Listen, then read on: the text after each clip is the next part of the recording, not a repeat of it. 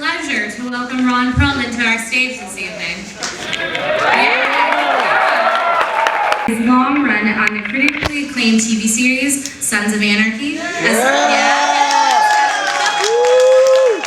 well as scores of other iconic performances, including The Name of the Rose, City of Lost Children, and Pacific Rim. He won a Golden Globe for his role in Beauty and the Beast, and is a star. Series Hand of God. We are here tonight during New York Comic-Con Super Week to celebrate the release. I like you guys. You guys are so proud. To celebrate the release of his memoir, Easy Street the Hard Way. Without further ado, Ron Perlman.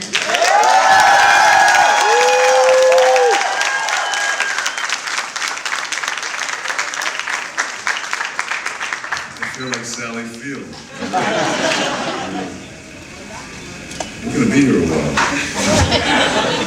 What's up, New York?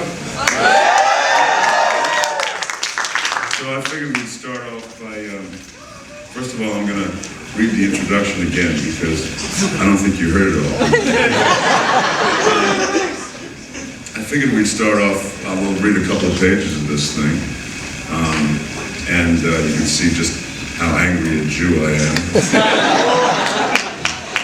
What's fueled me all these years. And then, if anybody has any questions, we can do that for a couple of minutes, and then we'll sign some shit. I have kids in the room. I don't fucking take them out of here right now. So, as I approach the rocking chair years of life, I realized that turning our backs on that and looking upon what went before us as hokum, as cornball, is not the best course of action.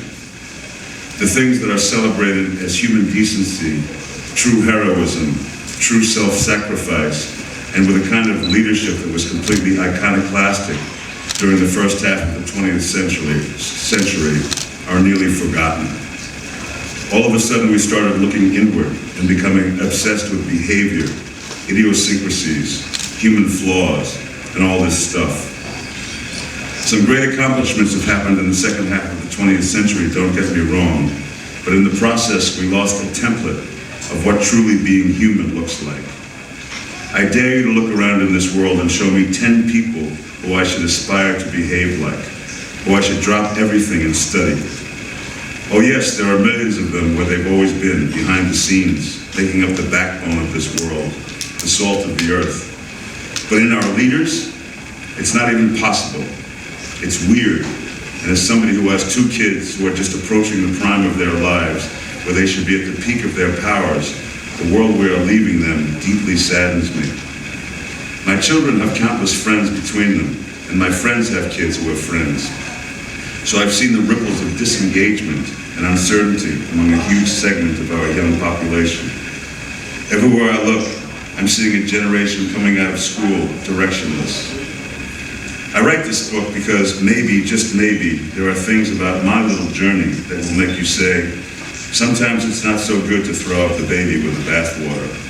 Sometimes it's not so great to evolve to the point at which you lose yourself in the doing.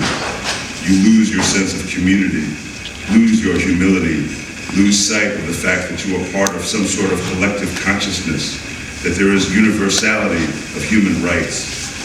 I don't know what took us here. I'm not a frickin' philosopher, I'm just a frickin' actor. So I can only just glimpse or guess at what went wrong.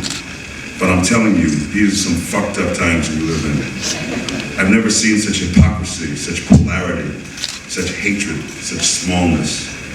I've never seen such barefaced corruption ruling the day and so many people trying to create so much fear and disdain for so many other people because that's what they think is going to advance their cause. It almost makes you think we're in for some sort of biblical epoch. I mean, shit.